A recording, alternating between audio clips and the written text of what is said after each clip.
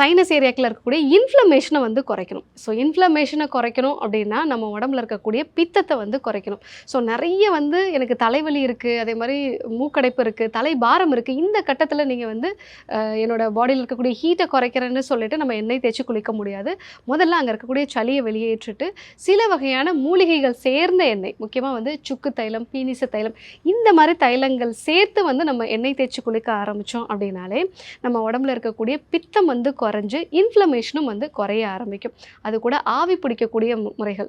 So முக்கியமாக நீங்கள் துளசி சேர்ந்தோ, துளசி, கற்பூரவல்லி, மஞ்சள், எலுமிச்சையோட தோல், இந்த மாதிரியான மூலிகைகள் சேர்ந்து நம்ம வந்து ஆவி பிடிக்கலாம். நொச்சி இலை சேர்ந்து நம்ம வந்து ஆவி பிடிக்கலாம். ஸோ இந்த ஆவி பிடிக்கிறதோட நீங்கள் துளசி சேர்ந்து டீ மாதிரி வந்து எடுத்துக்கலாம். ஸோ இதெல்லாமே வந்து அந்த சைனஸ் ஏரியாவில் இருக்கக்கூடிய இன்ஃப்ளமேஷனை உங்களுக்கு குறைக்கும்.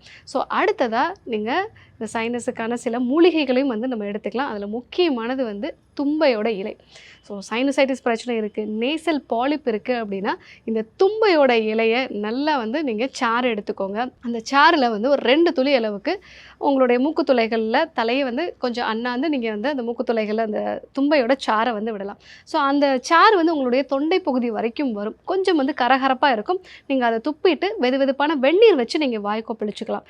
இந்த ஒரு விஷயத்தை வாரத்தில் ஒரு 2 நாள் நீங்கள் தொடர்ந்து ஒரு 40 நாள் வந்து நீங்கள் பண்ணலாம். அதாவது ஒரு 1.5 மாதம் வரைக்கும் நீங்கள் பண்ணுறீங்க அப்படின்னாலே உங்களுக்கு அந்த சைனஸ் ஏரியாக்கில் இருக்கக்கூடிய சளி எல்லாமே வந்து குறைய ஆரம்பிச்சிடும்.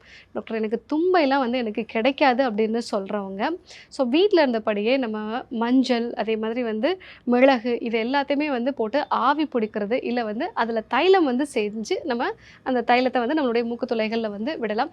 இல்லை அதற்கான சில ஸ்பெசிஃபிக்கான மருந்துகள், அணு தைலம், இந்த மாதிரியான தைலம் வாங்கிட்டு நம்மளுடைய மூக்கு துளைகளில் வந்து விடலாம்.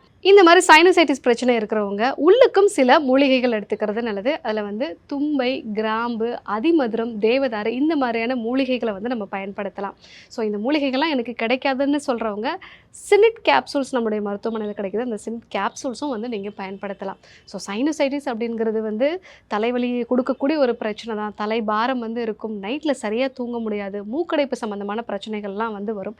பட் இது பித்தம் அதிகரிக்கிறதுனால வரக்கூடிய ஒரு பிரச்சனை அப்படிங்கிறதுனால உடம்புல பித்தத்தை குறைக்கிறதுக்கான எண்ணெய் தேய்ச்சி குளிக்கக்கூடிய வழக்கங்களை வந்து நம்ம ஃபாலோ பண்ணணும்.